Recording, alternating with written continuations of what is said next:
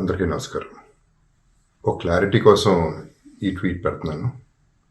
నేను షూటింగ్ నుంచి ఊరు నుంచి రాగానే వెంటనే హాస్పిటల్కి వెళ్ళాను.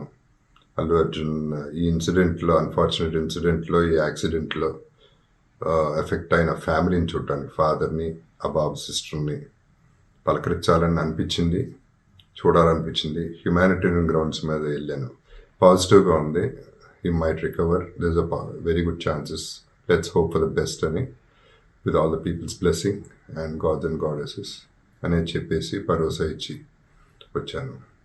I wanted to go and అందరికంటే ఎక్కువ ఎఫెక్ట్ అయింది ఆ ఫ్యామిలీ కాబట్టి ఆ ఫ్యామిలీకి సపోర్ట్ ఇద్దాం అనే మై ఎక్స్టెంట్ సపోర్ట్. పబ్లిసిటీ చేయలేదు కాబట్టి, ఎవరికి తెలియలేదు కాబట్టి ఈ మాట వచ్చింది. అది I just clarified it. Thank you very much once again. నమస్తే. అందరికీ నమస్కారం.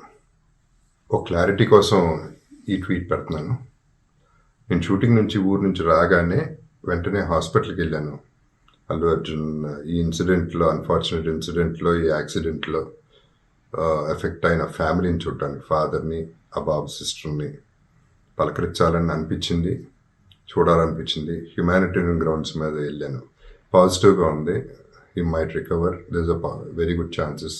Let's hope for the best అని, with all the peoples blessing and gods and goddesses అనేది చెప్పేసి భరోసా ఇచ్చి వచ్చాను.